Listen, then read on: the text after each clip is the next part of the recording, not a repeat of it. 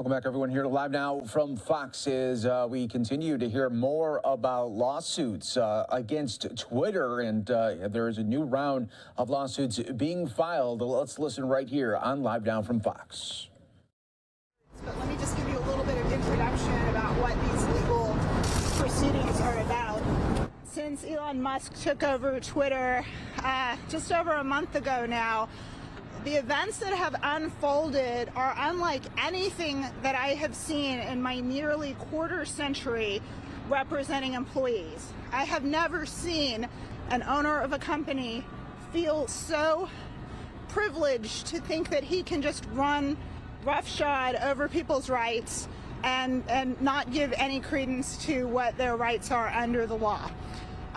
We have now filed 4 class action lawsuits against Twitter related to the horrific experiences that these employees have been put through. Elon Musk has every day, it seems like, figured out a new way to trample on workers' rights. So we're very proud to be here today for our very first court hearing in the first case that we filed. And I'll just talk a little briefly about what the cases are we filed and why we filed them, and I'll let you hear from my clients who can tell you a little bit firsthand about what they've been going through and what their coworkers have been going through these last few weeks. So the first case that we filed that we're here today on, the case is Cornett versus Twitter. So Manu Cornett, who you'll hear from first, he's the lead plaintiff in that case. Twitter, as you all know, as soon as Elon Musk took over, he started to implement mass layoffs that he thought would be best for the company. The thing is that when you do mass layoffs, there's a way that you're required to do it under the law. One is that employees need to be given at least 60 days notice when there are mass layoffs.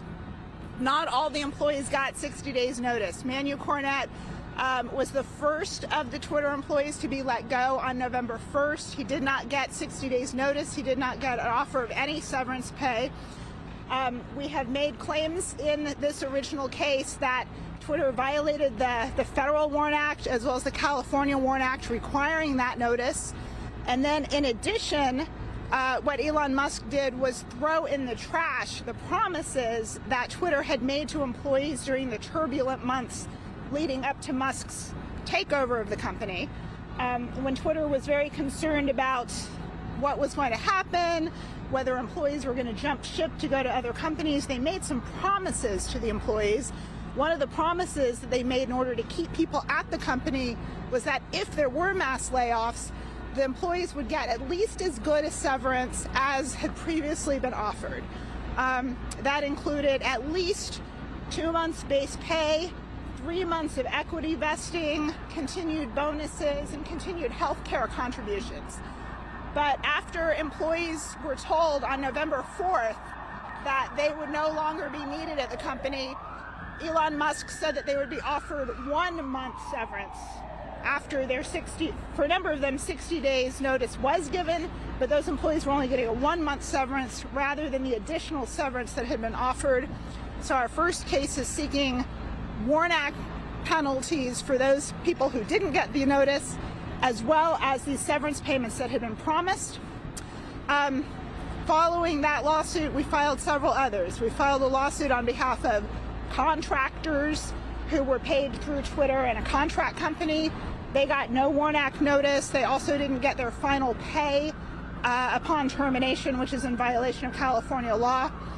And then we filed a case on behalf of disabled employees. And one of our plaintiffs from that case, Dmitry Borodenko, was here. He'll speak with you briefly too. He'll tell you about what happened with him. He is disabled and he needs to work from home as a reasonable accommodation. Elon Musk announced very quickly that the work from home policy was over, that employees would need to come back to physical offices immediately. When he did that, he didn't have any regard for the law that requires reasonable accommodation for disabled employees who may need reasonable accommodation. And when Mr. Borodenko told his manager, oh, remember, I'm disabled and I need to work from home as an accommodation, the response he got was that he was fired the next day. After that, we have been fielding inquiries from Twitter employees nonstop over the last month. I'm sure you've all heard about what happened on November 16th when Elon Musk made his announcement to the employees who had survived the initial layoffs that there was going to be some new rules in town with Twitter 2.0. He said that only employees who were committed to being extremely hardcore, whatever that means, would be welcome. And that the employees who wanted to stay on were going to have to agree to work incredibly long, hard hours. And anyone who was ready to sign up for that could just hit yes on a link on November 17th. A lot of employees chose not to do that. Those employees are part of the layoffs that Elon Musk has been planning for this company, and we contend that they are all entitled to the same Warnock notice and the severance payments that the employees who were laid off on November 4th are entitled to. And then last night, yet again, we found ourselves having to file a new class action lawsuit, this one on behalf of women who have been let go from Twitter. And I'm proud to have our lead plaintiff, one of our lead plaintiffs, Wen Turkel, here, and she'll talk about her experience. We got data that had some pretty striking information in it. We analyzed the data and found that women were much more likely to be let go in those November 4th layoffs than men. I had a professional statistician review the data, and the statistical significance of it was off the charts. The chance of women being let go at such a higher rate than men, the chance of that occurring by chance was about 9 out of 100 trillion. So last night we filed a sex discrimination case against Twitter. It's not a huge surprise, unfortunately, that women were hit so hard by these layoffs. When Elon Musk was the one overseeing these incredibly ad hoc layoffs that were decided just in a matter of days, it's not that surprising that the managers under him who had to make these decisions did not give too much regard for the women and their accomplishments and their skills and abilities and experience. So that's sort of a little overview of what these cases are about. We're about to go in and see the federal court here in the first case on our request that the court order that Twitter not be allowed to seek releases from employees without notifying employees of their rights, of these very serious legal claims that have been brought against the company. We're very concerned that Twitter is going to try to deceptively get employees to sign away their rights. But the case law is clear. The law is clear that that would be deceptive, and employees have the right to know that they have these legal rights and they have an avenue to pursue them. We are committed to helping Twitter employees through this very difficult time.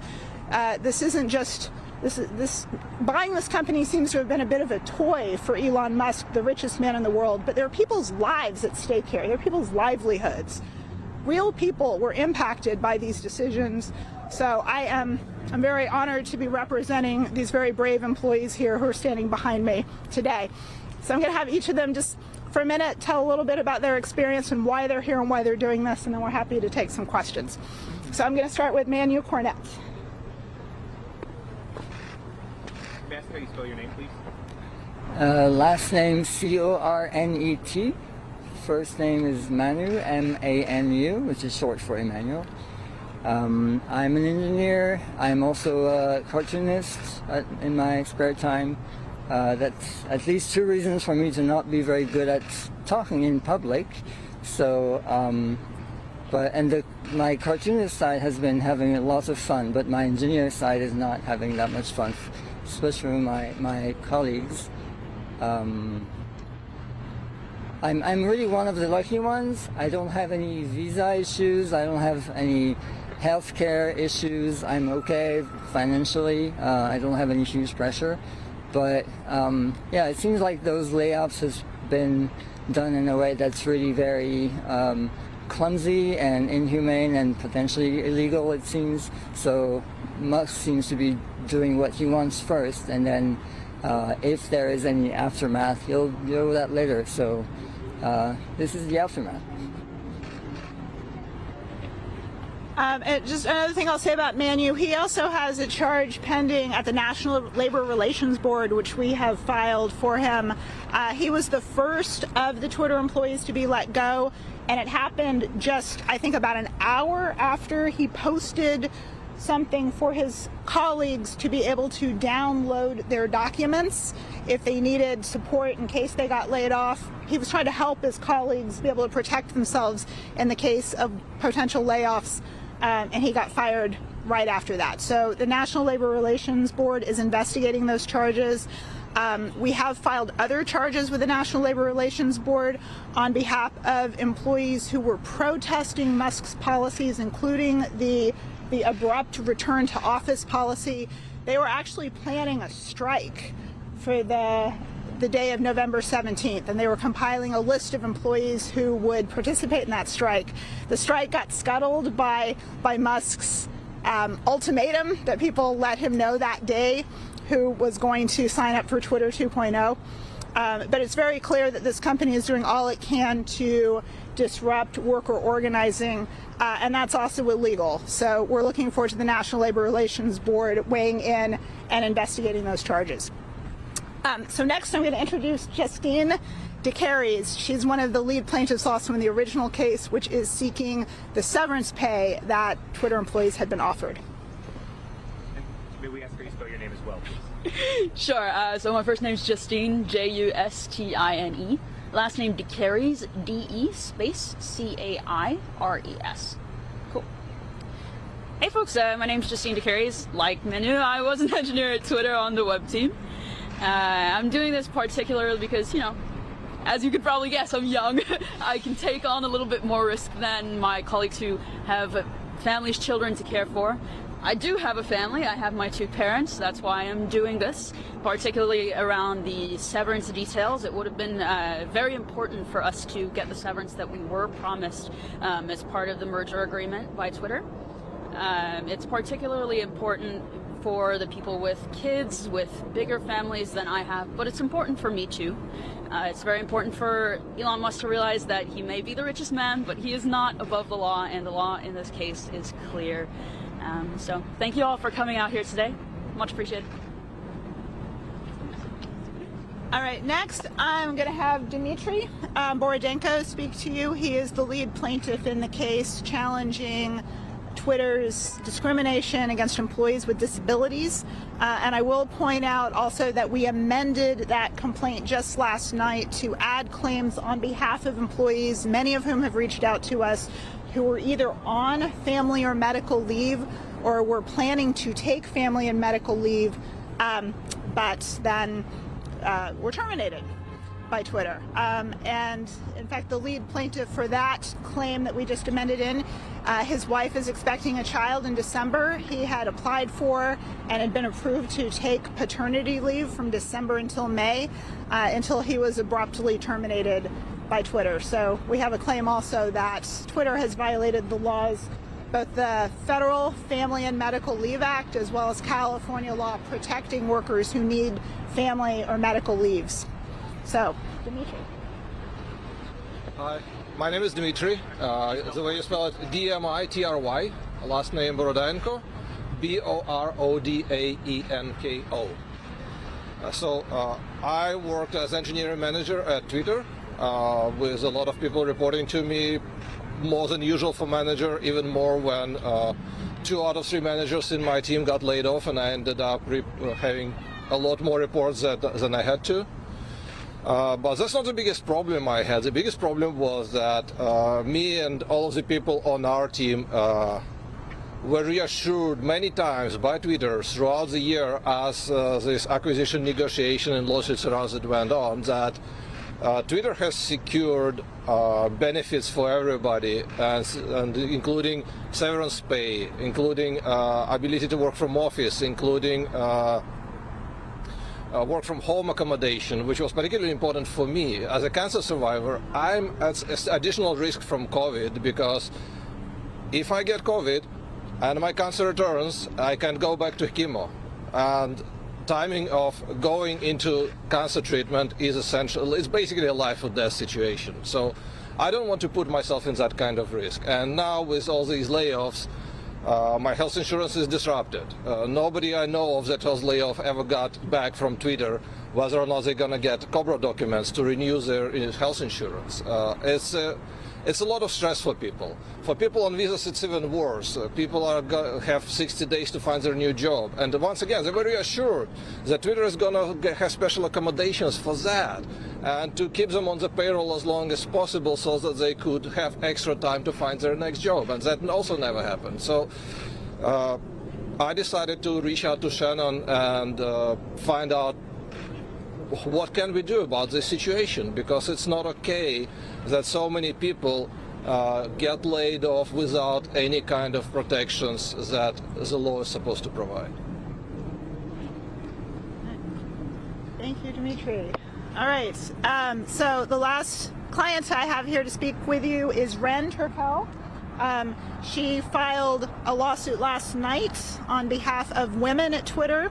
As I said before, we did analyses of the data of who got laid off on November 4th and found that 57% of women were laid off while 47% of men were laid off. And the statistical significance of those numbers is through the roof. This can't be explained by the fact that Musk said that he wanted to keep more engineering type positions, because we analyzed it based on engineering type positions, and the disparities between women and men were even more stark. More women engineers were let go than male engineers proportionally, and so we're feeling pretty strong about these claims of sex discrimination, which is so unfortunate. So Ren. Hi, I'm Ren. So I just wanted to say, real people were affected by this. I have a family, I have a kid to support, I was made certain, Twitter said that they were making certain commitments throughout this acquisition process. And it seems to me only fair that they should live up to those commitments, especially when the commitments were written into the acquisition, the way that the acquisition happened. So, all that we're looking for is fairness in terms of how that's handled. I'm also worried about my friends who, either are, financially in a place where it's difficult, or difficult because of visa reasons, like Dmitry said. All of those are things that I worry about. I'm more worried about helping all of the people that I used to work with. It was a great place to work up until, February 3rd. So, not February, but November 3rd. But anyway, so, it changed overnight. I've been through other acquisitions. I've never seen anything like this. And, we just want them to live up to the commitments that they made to us that gave us comfort in, staying with the company through the acquisition process, when so many people chose not to do that because of the uncertainties. It's only fair. So, all right, thanks. Ren, may I ask your last name? How to spell it? My first name is Ren, W-R-E-N, and my last name is Turkel, T-U-R-K-A-L. Thank you.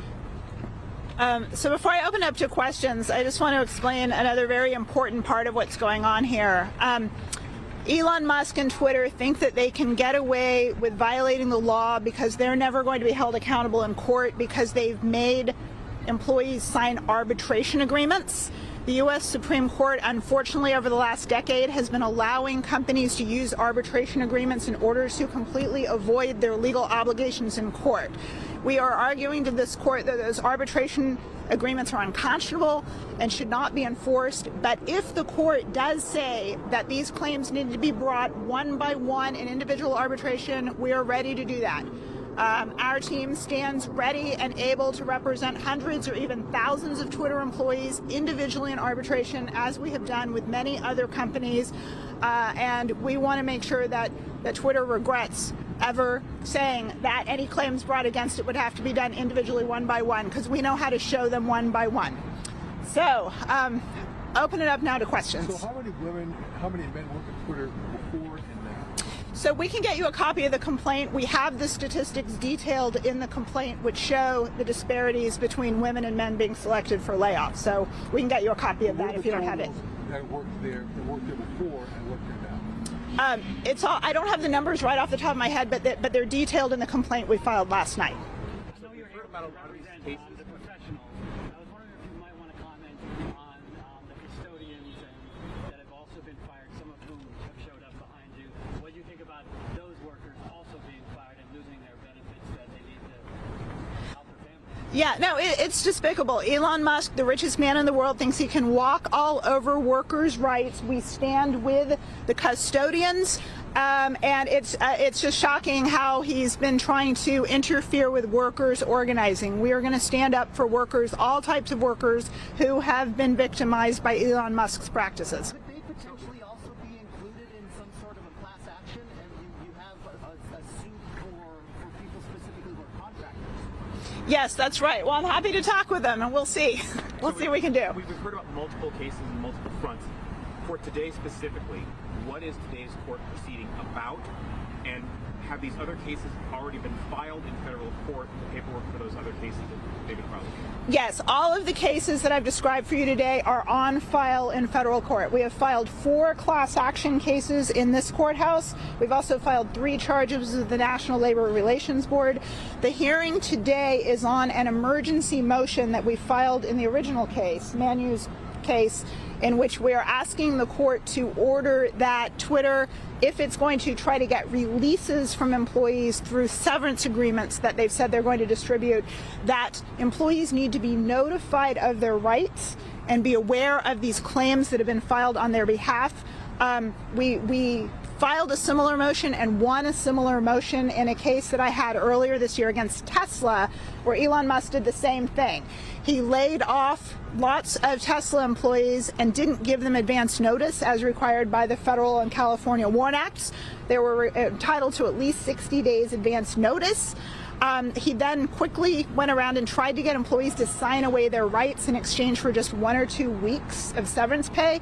The federal court agreed with us that that was deceptive, and that employees should have notice that those claims were filed on their behalf. So we're seeking the same remedy here to make sure that Twitter cannot take advantage of employees and get them to unknowingly sign away their rights. We are ready to represent employees of Twitter who have been mistreated by this company and by Elon Musk, whether it's in court or in arbitration.